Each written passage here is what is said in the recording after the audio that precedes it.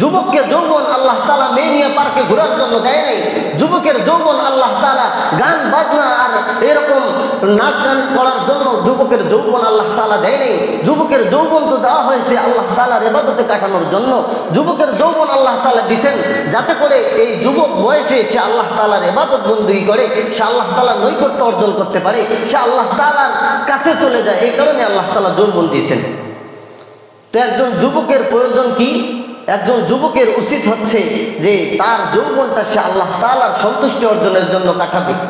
কেননা যুবক বয়সে যে ইবাদতগুলি সম্ভব, বিদ্যা হওয়ার পরে তার পক্ষে ওইভাবে ইবাদত করা সম্ভব নয়। কেননা আপনারা জানেন যে যুবক বয়সে আল্লাহ পাক রব্বুল আলামিন এমন একটা পাওয়ার দান করেন যেটা বিদ্যা হয়ে গেলে আর থাকে না। একজন যুবক সে একটা ফুটবলের পিছনে যতক্ষণ দৌড়াতে পারে একজন মুরব্বী কিন্তু দৌড়াতে পারবে না। তো এই যে একটা পাওয়ার, এই যে যৌবনের একটা শক্তি আল্লাহ তাআলা কেন দিচ্ছেন?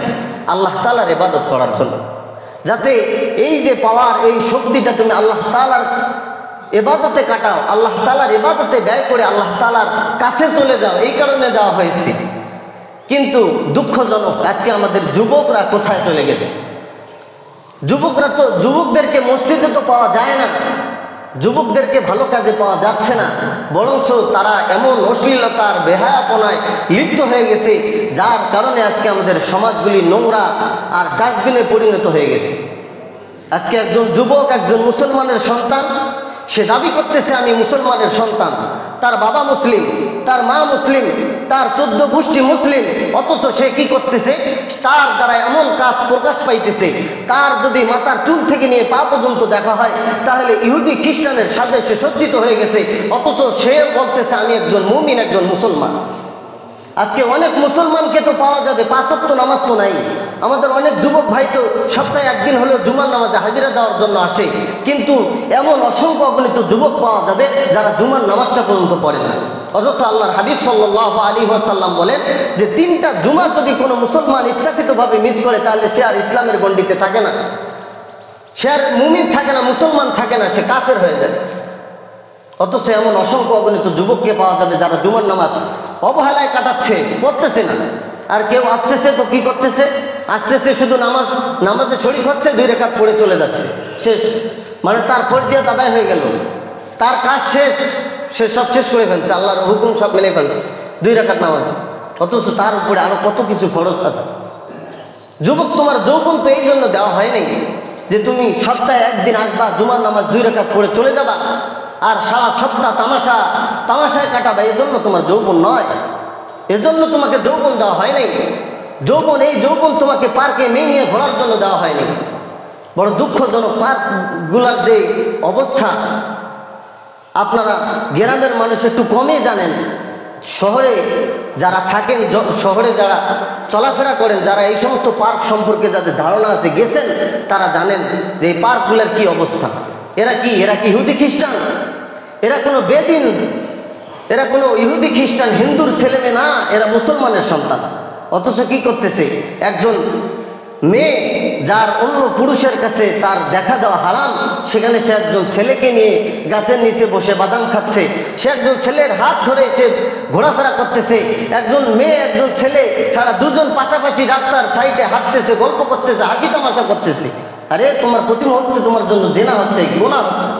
অথচ আল্লাহ পাক রব্বুল আলামিন বলেন লা তাকরাবুজ জিনা ইন্নাহু কানা ফাহিশা, যে জিনা করা তো দূরের কথা, তোমরা জিনার ধারে কাছেও যাইও না। যে জিনা হয় এমন কাজের ধারে কাছেও তোমরা যাইও না। অথচ আমাদের যুবক প্রতি মুহূর্তে জিনায় লিপ্ত, প্রতিটা মুহূর্তে জিনার গুনাহ তার আমলনামায় লেখা হচ্ছে। একজন ছেলে সে একজন মেয়ের সঙ্গে যতক্ষণ চ্যাটিং করতেছে, যতক্ষণ সে কথাবার্তা বলতেছে SMS এর মাধ্যমে, যতক্ষণ সে মোবাইলে ঘন্টা একজন মেয়ের সঙ্গে কথা বলতেছে, তার জেনার কোনো হইতেছে। আরে ভাই, এই মেয়ের সঙ্গে তো তোমার দেখা দেওয়া জায়েজ নেই, এই মেয়ের সঙ্গে তো তোমার বিবাহ শাদী জায়েজ। অর্থাৎ যেই সমস্ত মহিলার সঙ্গে তোমার বিবাহ শাদী জায়েজ, তাদের সঙ্গে দেখা দেওয়া হারাম, তাদের সঙ্গে দেখা দেওয়া যাবে না। আর যেই সমস্ত মহিলার সঙ্গে তোমার বিবাহ শাদী হারাম, তাদের সঙ্গে তুমি দেখা দিতে পারবে। অর্থাৎ তোমার মায়ের সঙ্গে তোমার বিবাহ শাদী হারাম, তোমার নিজের বোনের সঙ্গে তোমার বিবাহ শাদী হারাম, তোমার দুধ বোনের সঙ্গে তোমার বিবাহ শাদী হারাম, তাদের কাছে তাদের সঙ্গে তুমি দেখা দিতে পারবে, কিন্তু যাদের সঙ্গে যেই সমস্ত মহিলার সঙ্গে তোমার বিবাহ শাদী জায়েজ, তাদেরকে দেখা যাওয়া জায়েজ নেই। অথচ আজকে আমাদের যুবক ভাইরা আজকে এমন অশ্লীলতা আর বেহায়াপনায় লিপ্ত হয়ে গেছে যে তারা নিজেকে মুসলমান দাবি করতেছে ঠিক, কিন্তু মুসলমানিত্বের কোনো পরিচয়, মুসলমানিত্বের কোনো কাজ তাদের ভেতরে নেই। এজন্য কবি সুন্দর ভাষায় বলেছিলেন, হাম মুসলমান হে মগর হামে মুসলমানি নেই, হামে ঈমা হে মগর হাম মুমিনে কামিল নেই। আমরা তো মুসলমানিত্ব দাবি করি ঠিক, কিন্তু মুসলমানের কাজ আমাদের ভিতরে নাই। আমরা মুসলমান দাবি করতে পারি, দাবিতে মুসলমান ঠিক, কিন্তু মুসলমানের জন্য যে কাজগুলি করা, সেই কাজগুলি আমরা করি না। মুসলমানদের যেভাবে চলার উচিত ছিল, যেভাবে চলার প্রয়োজন ছিল, সেভাবে আমরা চলি না। হামে ঈমান হ্যায় মগর হাম মুমিনে কামিল নেহি। আমাদের মধ্যে ঈমান তো আছে, কিন্তু পরিপূর্ণ ঈমানদার আমরা হইতে পারি না।